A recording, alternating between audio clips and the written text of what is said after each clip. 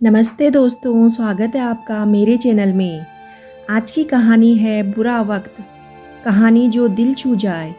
खुशी ऑफिस में एक काम कर रही थी, लेकिन पहले की तरह उसका मन काम में बिल्कुल नहीं लग रहा था।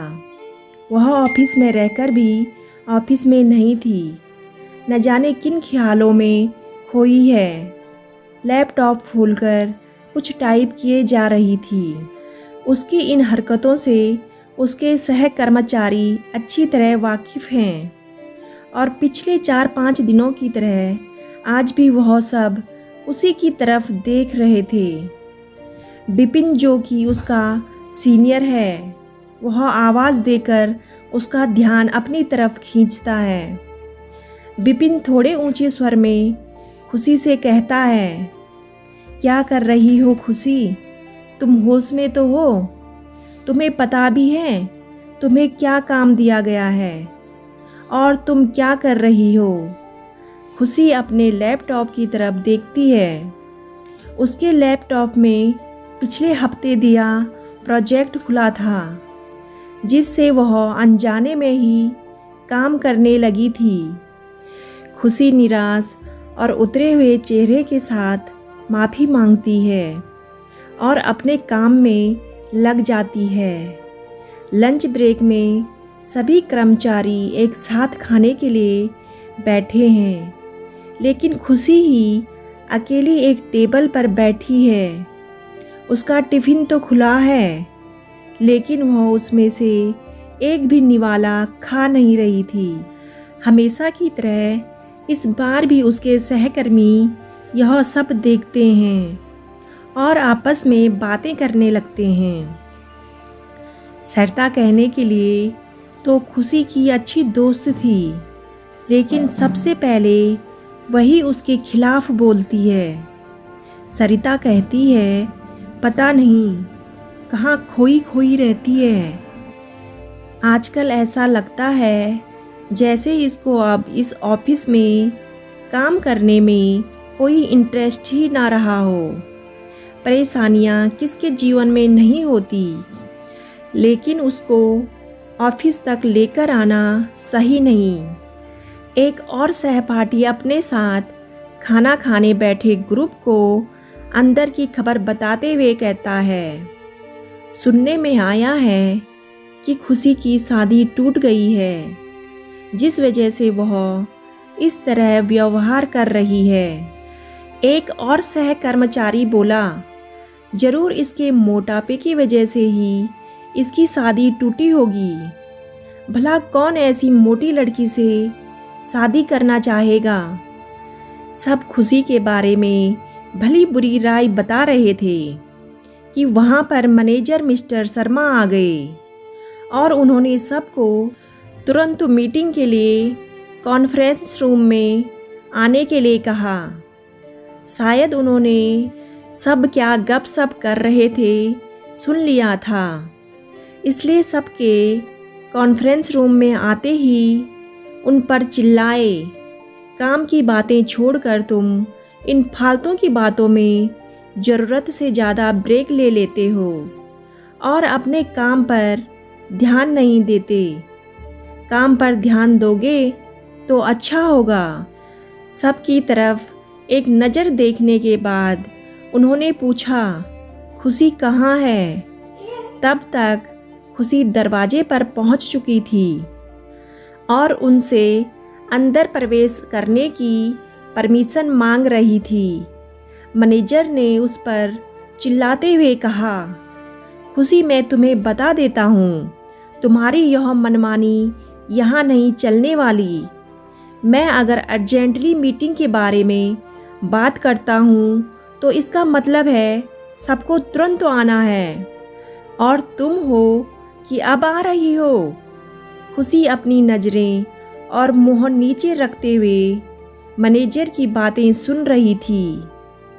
खुशी ने मैनेजर से देरी से आने के लिए माफ़ी मांगी। मैनेजर ने खुशी को अपनी जगह पर बैठने के लिए कहा और मीटिंग को आगे बढ़ाई। मैनेजर ने यह नोटिस किया कि मीटिंग में खुशी वहाँ तो हाजिर थी, लेकिन वह मेंटली वहाँ नहीं थी। मीटिंग ख़त्म होने के बाद सब अपने अपने काम पर चले गए, लेकिन विपिन वहीं पर मैनेजर के साथ बैठा था। विपिन ने बात छेड़ते हुए कहा, सर आपने देखा ना खुशी कैसे बर्ताव कर रही है। आजकल उसका ध्यान काम में बिल्कुल नहीं है। हाँ, पर्सनली मुझे कुछ फर्क नहीं पड़ता, लेकिन एक अच्छा कर्मचारी होने के नाते मेरा फर्ज बनता है कि कंपनी के भले बुरे के बारे में सोचूं। आजकल खुशी कोई भी काम ठीक से नहीं कर पा रही है, और तो और पुराने प्रोजेक्ट जिनको कोई और कर चुका है उन पर काम करती रहती है। इससे तो कंपनी को बहुत बड़ा नुकसान हो जाएगा। अगर मेरी माने तो आप सुरेश को खुशी की जगह रिप्लेस कर दे तो ठीक रहेगा। वो अपने काम में काफ़ी तेज है और खुशी को किसी ऐसी जगह डिमोट कर सकते हैं जहां उसको कम काम दिया जाए, जिसे कंपनी पर कोई असर ना हो। सर बुरा मत मानिए, यह मेरा ओपिनियन है, बाकी आप खुद समझदार हैं। आखिर फैसला तो आपको ही लेना होगा। मैनेजर ने विपिन की बातें ध्यान से सुनी, हालांकि उसको जवाब में कुछ भी नहीं बोले, लेकिन गहरी सोच में डूब गए। और विपिन वहाँ से उठकर चला गया। 3 दिन बाद खुशी को ऑफिस बॉय बुलाने आया। मैडम, आपको मैनेजर साहब ने बुलाया है। खुशी चिंता में पड़ गई। सरिता ने उससे पूछा, क्या फिर से तुमने कोई गलती कर दी क्या? तुमने वह फाइल आज जो तुम्हें सबमिट करना था वह कर दिया या नहीं? खुशी बोली, हाँ दिया तो है, लेकिन थोड़ी देर से दी है। इतना कहकर खुशी मैनेजर के ऑफिस में जाती है। मैनेजर उसे बैठने के लिए कहते हैं। उसके बाकी सभी सहकर्मचारियों को भी वहाँ पर बुलाते हैं। सबके आने के बाद मैनेजर खुशी से पूछते हैं, आज की फाइल सबमिट कब की? खुशी कहती है, सॉरी सर, थोड़ी सी देर हो गई। मैनेजर कहते हैं, 5 घंटे की देरी थोड़ी सी देर लगती है तुम्हें? खुशी के सभी सहकर्मचारी इस वार्तालाप को ऐसे देख रहे थे जैसे कोई फिल्म चल रही हो।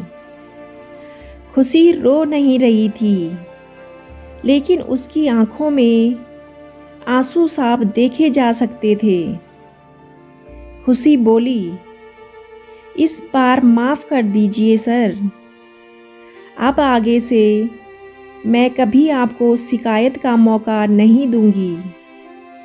मैनेजर बोले, उसकी नौबत नहीं आएगी, क्योंकि मैं ऐसा होने ही नहीं दूंगा, और इसलिए क्योंकि अब तुम्हें तुम्हारे काम में हेल्प करने के लिए तुम्हें सपोर्ट दिया जाएगा। सभी सहकर्मचारियों के साथ खुशी भी हैरान थी। कहाँ सब सोच रहे थे कि आज खुशी को शायद काम से निकाल दिया जाएगा, और यहाँ तो उल्टा ही हो गया।